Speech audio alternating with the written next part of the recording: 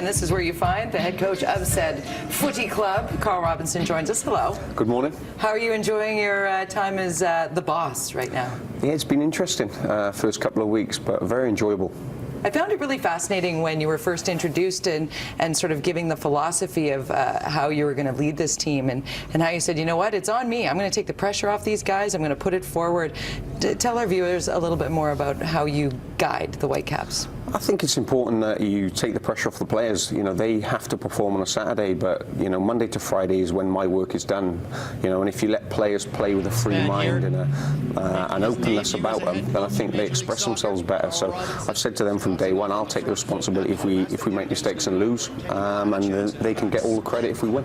I like it, and a bunch of Whitecaps FC fans here at Breakfast Television say they find themselves watching you on the sidelines, even like getting distracted by you because you're so into it and you're cheering for your team while you're there. Yeah, I am. It's a crazy thing, and I thought I'd be very calm, and I am very calm on the sidelines. But you know, I want to be in the trenches with the boys, and that's as close as I can get to being with them. So I'm like the 12th man. The supporters are the 12th man. I'm the 13th man. That's what we'll say. And you've made the journey from player to manager here.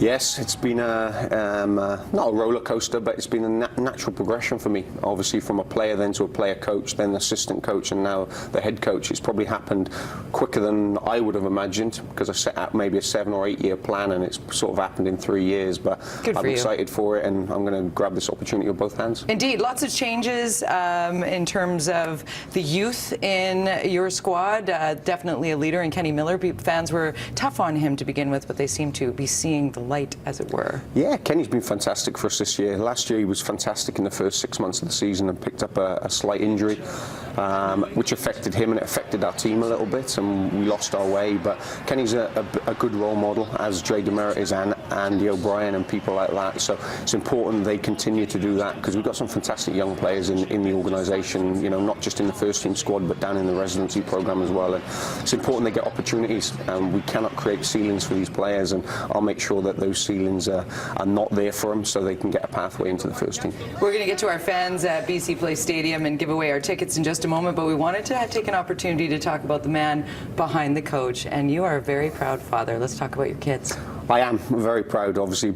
Being from Wales, a small country, being brought up the right way by my mum and dad, I wanted to make sure that, you know, I bring up my children the right way and spend as much time with them as I can with my wife, and you know, they are my life. You know, when I go home, I shut down and I spend as much time with them as I can. So Milo and Lowry? Milo and Lowry, yeah. So beautiful. Growing up, my wife, obviously, it's, you know, they got her looks, but they're growing up very quickly, and you know, it's enjoyable. And you know, some of my coaches have got like 6 weeks old babies, and I've got 12-year-olds, which makes me feel very old.